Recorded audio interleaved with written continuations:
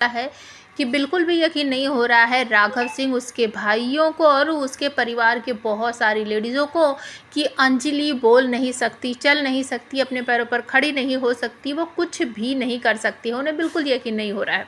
तो वो तुरंत ही पहुंच जाते हैं, अभय और राघव सिंह राजपूत, बहुत सारे लोग, और जाकर अंजलि को उसकी व्हीलचेयर से उठा लेते हैं और खड़ा करके कहते हैं, खड़ी होके दिखा, खड़ी होके दिखा। तूने इतनी ज़ोर से सभी लोगों के सामने चीख कर हमारे बेटे अमन का नाम लेकर कहा कि तू उसे पहचानती है, उसे जानती है, और अब तू ड्रामा कर रही है, ढोंग कर रही है कि तू खड़ी नहीं हो सकती, तू बोल नहीं सकती।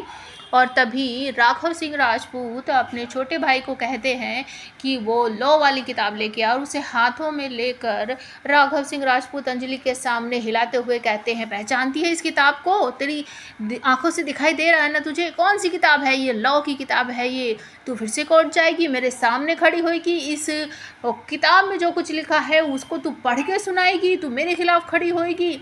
इस तरीके से बोलते हुए पूरे बाज़ार में बहुत सारे लोगों के सामने अंजलि के ऊपर टॉर्चर किया जाता है कि खड़ी होके दिखा, इस किताब को हाथ में लेकर दिखा।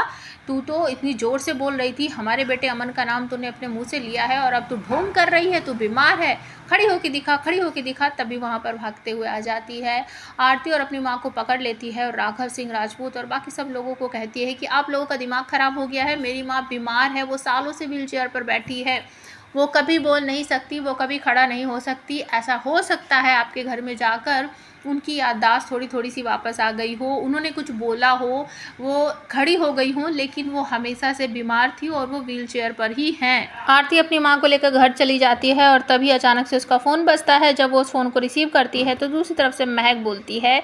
तो आरती कहती है कि हाँ कौन? कि मैं महक बोल रही हूँ। कि बोलिए, कि क्या सच में तुम्हारी माँ अंजलि भाभी बीमार है, वो कभी अपने पैरों पर खड़ी नहीं हो सकती?